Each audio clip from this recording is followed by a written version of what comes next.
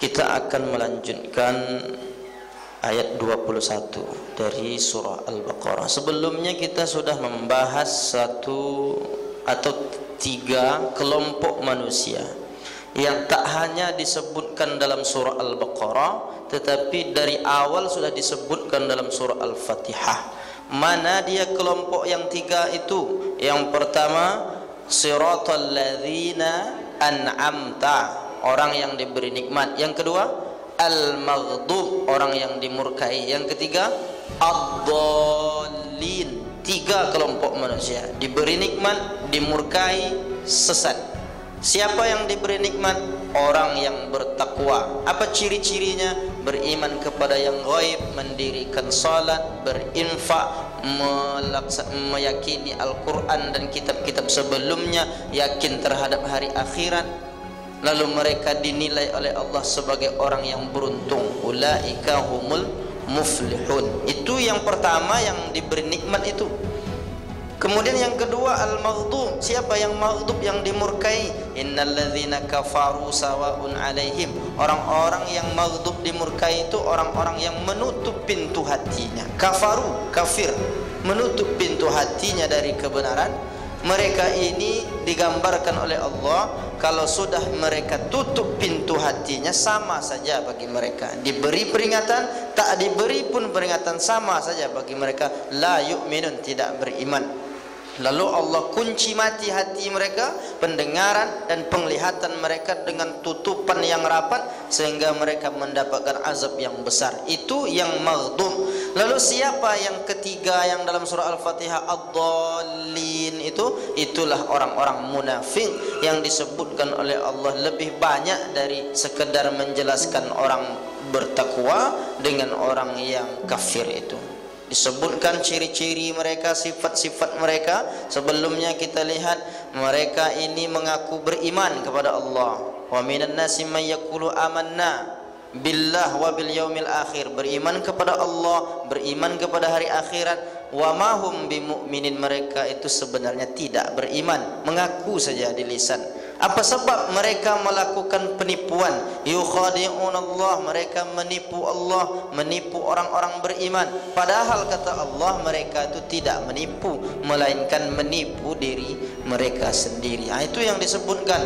Kemudian lagi disebutkan lagi bahwa mereka ini apabila jangan berbuat kerusakan. Mereka buat kerusakan juga. Kata Allah, mereka itu memang benar berbuat kerusakan, sekalipun mereka mengaku innama nahnu muslihun, kami orang-orang baik, tapi sebenarnya mereka berbuat kerusakan. Ditambah lagi disuruh beriman. Wa idza qila lahum aminu, beriman kamu kepada apa yang diturunkan kepada Allah, seperti orang-orang lain telah beriman. Lalu mereka mengatakan, apakah kami beriman seperti orang bodoh itu? Jadi orang munafik ini menghina, mengejek orang beriman. Jadi kalau ada orang suka mengejek saudaranya sendiri, berarti dia memiliki sifat munafik yang suka mengejek orang-orang beriman. Lalu kata Allah, mereka itulah sebenarnya sufaha. Kemudian terakhir, mereka ini diberikan kesimpulan oleh Allah, mereka ini seperti orang yang membeli kesesatan dengan petunjuk. Itu kesimpulan. Tapi nanti dibuat lagi perumpamaan. Perumpamaan mereka seperti orang yang menyalakan api. Ketika api itu dinyalakan, Allah lenyapkan api itu. Mereka mengambil manfaat dari api itu sebagai penerangan untuk kebutuhan dia, tetapi dia hanya sebentar saja. Allah lenyapkan api itu. Kemudian yang contoh yang keduanya, ibarat orang yang ditimpa hujan lebat, ketika itu disertai kegelapan, ditambah dengan petir, ditambah dengan apa lagi? Kilat. Hampir saja menyambar penglihatan mereka. Itu disebutkan dalam ayat yang kita bahas kemarin. Oleh karena itu merupakan kesimpulan terakhir dari cerita tentang orang-orang munafik. Setelah tiga kelompok orang-orang ini disebut, ada orang yang bertakwa, orang kafir, dan orang yang munafik. Ayat berikutnya ini Allah memanggil semuanya. Itulah nampaknya bahasa Quran itu sistematis. Disebutnya ya ayyuhan nas, wahai semua manusia.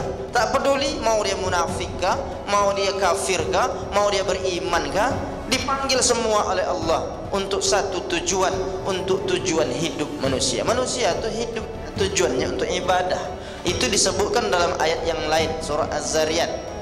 Wa ma khalaqtul jinna wal insa illa liya'budun.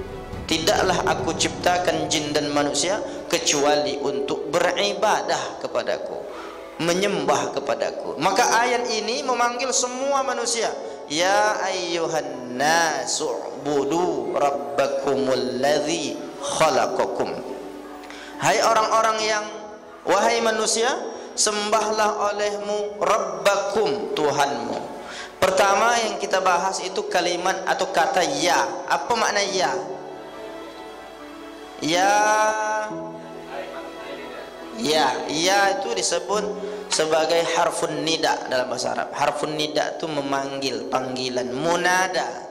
Jadi ada kajian dalam bahasa Arab, munada. Jadi kalau disebut ya Muhammad, berarti wahai Muhammad. Ya Ali, wahai Ali. Ya ayyuhan nas, wahai manusia. Ya ayyuhallazina amanu, wahai orang-orang yang beriman. Ya ayyuhal kafirun, wahai orang-orang kafir. Ya ayyuhal munafiqun, wahai orang-orang munafik. Allah tak panggil satu-satu ya ayyuhan nas, ya ayyuhallazina amanu. Tidak, Allah simpulkan saja kelompok manusia yang tiga ini dalam satu istilah yang disebut dengan an-nas. Ya ayyuhan nas, wahai manusia. Kalau Allah memanggil, berarti ada yang seharusnya menjawab. Ya kita dipanggil, kita jawab. Ustaz Saiful, ya. Oi katanya, panggil jawab. Apapunlah jawabannya. Ya. Ada feedback, ada apa namanya, timbal baliknya. Dipanggil jawab. Ketika Allah memanggil manusia, ya ayyuhan nas, mestinya manusia itu iya, ada apa? Lalu barulah diperintahkan. Lalu dipanggil, lalu ternyata Allah ingin menyampaikan perintah. Apa perintahnya? U'budu. Ya ayyuhan nas u'budu. Sebetulnya dia kalau dipisahkan ya ayyuhan nas u'budu, tapi kalau disambung ya ayyuhan nas u'budu. Wahai manusia, sembahlah Rabbakum, Tuhanmu. Kenapa manusia ini disuruh menyembah? Karena manusia ini hakikatnya dia lupa. Makanya disuruh untuk menyembah Allah. Karena an-nas itu berasal dari kata nasiya. Nasiya artinya lupa. Insan juga berasal dari kata yang sama. An-nas, kemudian al-ins, unas, anasiya. Nah, itu asal-asal yang sama dari kata nasiya yang bermakna lupa. Kalau manusia ini hakikatnya lupa, mesti diingatkan. Jadi kalau ada manusia dia lupa, lalu ketika diingatkan dia marah, ketika diingatkan saat itu dia bukan sebagai manusia. Kenapa? Manusia itu hakikatnya manusia yang layak untuk diingatkan. Ketika kita lupa, lalai, lengah, ada yang mengingatkan kita bahwa ini salah, ini tak benar lagi. Saat itu dia mesti bersyukur.